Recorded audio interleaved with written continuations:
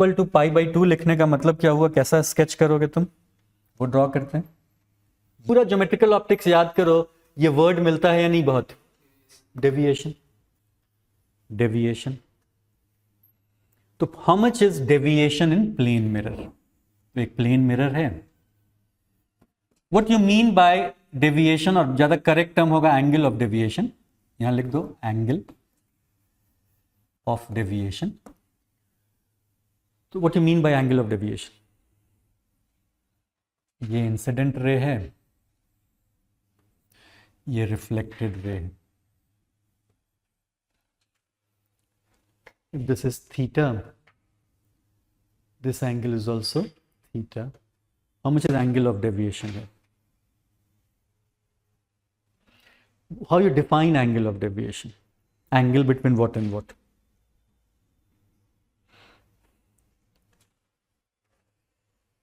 Angle between incident ray and reflected ray is known as angle of deviation.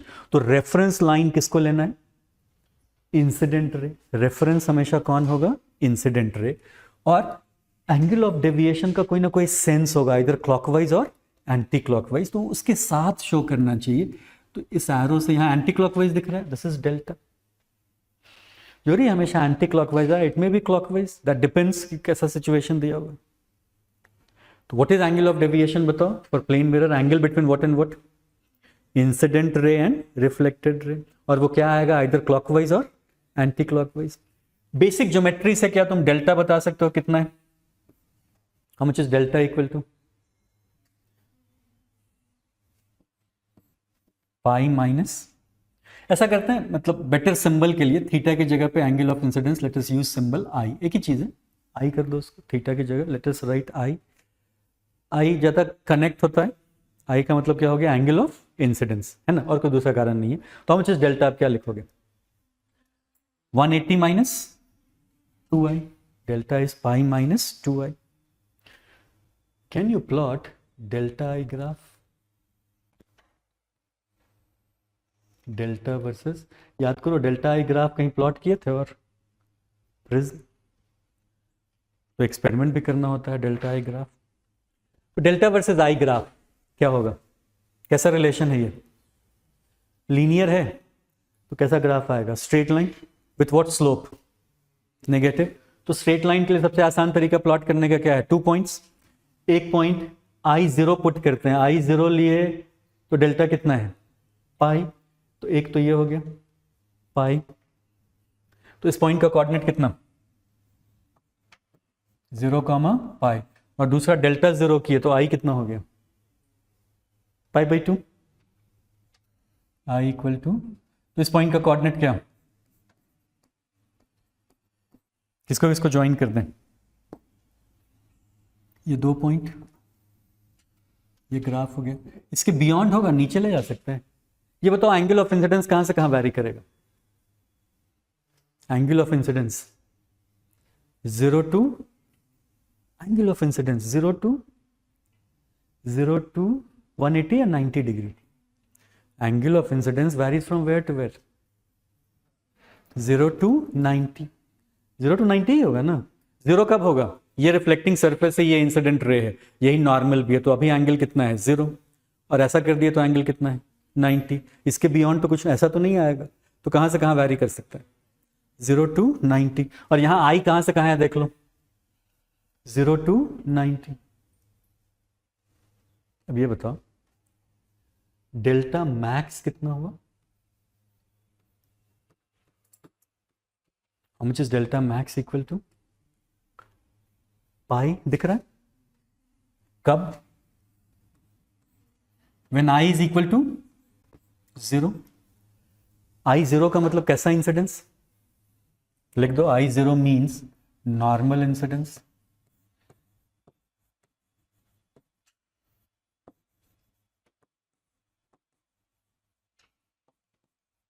Normal incidence. I0 का मतलब है normal incidence. और तुम चाहो तो इसको तुरंत एक स्केच कर लेना चाहिए, प्लेन मिरर है, नॉर्मल इंसिडेंस है, तो डेविएशन का एंगल 180 डिग्री है या नहीं, देख लो। एंगल ऑफ डेविएशन क्या होता है? Angle between incident ray and reflected ray, how much is that? 180 degree pi. दूसरा, मिनिमम डेविएशन कितना? मिनिमम डेविएशन 0 दिख रहा है ना, कब? I equal to pi. But यहां एक इश्यू है। क्या इश्यू है? अभी हम लोग क्या किए, अभी डेरिवेशन में हम लोग क्या किए थे बताओ? अभी वाले डेरिवेशन में हम लोग ये कंक्लूड किए थे कि पैरेलल टू रिफ्लेक्टिंग सरफेस तो कुछ रिफ्लेक्शन हो ही नहीं रहा। जो कुछ हो रहा है वो किस कंपोनेंट के कारण हो रहा है? परपेंडिकुलर। तो I equal to pi by 2 लिखने का मतलब क्या हुआ? कैसा स्केच करोगे तुम? वो ड्रॉ करते हैं। ये रिफ्लेक्टिंग सरफेस है, ये नॉर्मल है, दिस इज इंसिडेंट रे, तभी तो पाई बाई 2 होगा। If this is incident ray, will there be any reflection, या your ray is moving parallel to surface? तो कोई रिफ्लेक्शन तो होगा नहीं एज सच, तब तो मीनिंगलेस है। पाई बाई 2 कहना तो सही नहीं। तो जब भी I equal to pi by 2 है ना, हम ऐसा नहीं सोचते। हम लोगों को क्या करना होता है देखो, और ये बहुत इंपॉर्टेंट केस है ज्योमेट्रिकल ऑप्टिक्स के बहुत सारे क्वेश्चन के लिए। एक वर्ड मिलता है जिससे तुम अवेयर होगे, यहाँ हम लोग डिस्कस करेंगे उसको। ये नॉर्मल है, by pi by 2 we will draw diagram like this. दोनों में अंतर देख लो, देयर इज अ डिफरेंस और नॉट? और अब क्या होगा? नो रिफ्लेक्शन या रिफ्लेक्शन? रिफ्लेक्शन। और क्या दिख रहा है? दोनों रे ऑलमोस्ट क्या है, किसी एंगल पे है या पैरेलल? तो how much is deviation? 0। So I equal to pi by 2 का मतलब क्या है? I equal to pi by 2 या tends to pi by 2? It may be 89.9 tending to pi by 2, मतलब it is not equal to pi by 2। अब उससे कम है अगर, ठीक है, तो 89.99999, theoretically there will be incidence. वो पैरेलल, दोनों सेम। ये बिल्कुल पैरेलल है सरफेस के, और ये पैरेलल नहीं है। इस इंसिडेंस को क्या कहते हैं? ये वर्ड कहीं मिला था, ग्रेजिंग इंसिडेंस। क्या वर्ड है? Grazing incidence. दो एक्सट्रीम है। ग्रेज करने का मतलब समझ में आता है ना? कैटल जो है वो क्या करता है? ग्रास को ग्रेज करता है। तो ग्रेज करने का क्या, अगर ग्रास का साइज ग्राउंड से इतना ऊपर तक ग्रास था, ग्रेज करने के बाद ग्रास कितना बच जाता है, ये केवल समझ में आता है कि वहां कहीं भी ग्रास था, ये होता है ना। तो उसको क्या कहते हैं? ग्रेज करना। बिल्कुल कहां से कट किए उसको? Almost ground levels. ऑलमोस्ट, ये नहीं कि जड़ से निकाल दिए, कहां से कट किए? जो है रिमूव, आई मीन कट किए हो उसको, और क्या बचा हुआ है? उस ब्लेड का लेंथ कितना है? Almost negligible.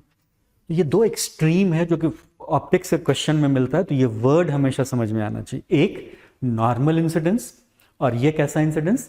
ग्रेजिंग। तो कभी भी ग्रेजिंग इंसिडेंस वर्ड लिखा रहेगा, इसका क्या मतलब है? How much is angle of incidence tending to pi by 2, you can take it as pi by 2। समझ गए? तो दो एक्सट्रीम क्या हुआ इंसिडेंस का? Normal and grazing. Normal incidence and grazing incidence. ठीक है, डेविएशन बात समझ में आ गई? कोई इश्यू नहीं है। इसी में एक पार्ट और लिखो, मल्टीपल रिफ्लेक्शन अगर हो रहा है। यहां कौन सा रिफ्लेक्शन था? लिख दो। पहले डेविएशन लिखे थे ना, उसमें जो अभी जो डायग्राम ड्रॉ किए थे वहां लिख दो सिंगल रिफ्लेक्शन। अभी जो डायग्राम था वहां लिख दो सिंगल रिफ्लेक्शन। Single reflection.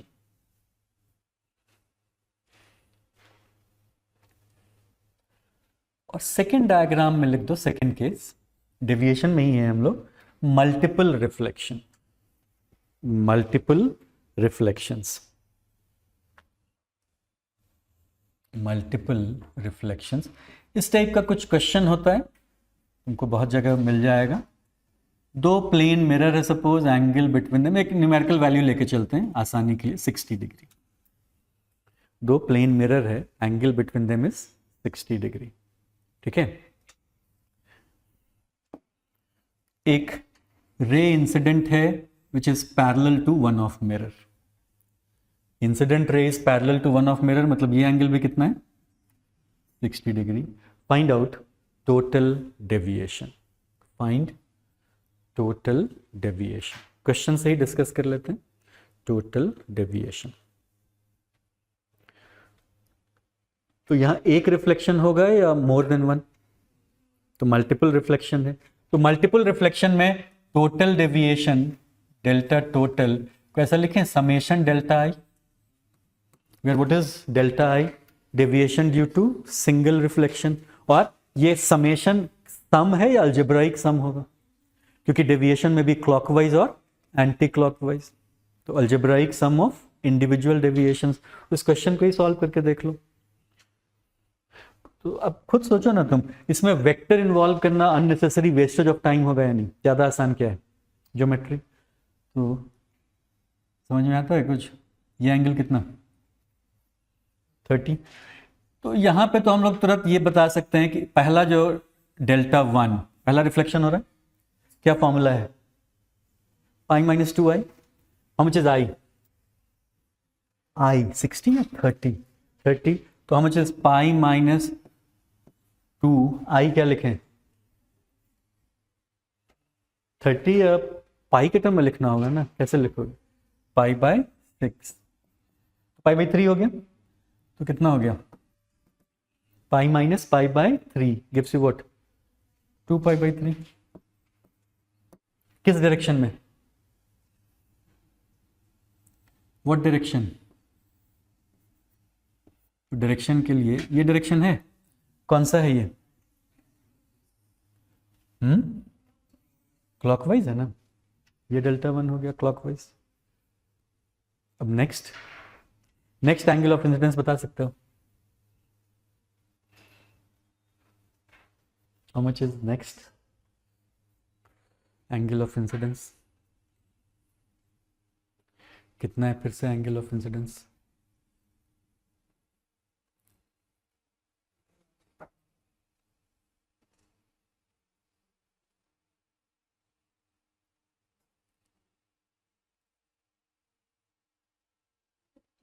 हम्म 30 है। कैसे? ये how much is this angle? 60। ये भी कितना? 60। तो ये भी कितना होगा? 60। तो यहाँ जो परपेंडिकुलर होगा वो कितने एंगल पे होगा? 30। तो फिर से डेविएशन कितना आएगा? 120। किस सेंस में? ये इंसिडेंट रहे ना, तो किस सेंस में? क्लॉकवाइज।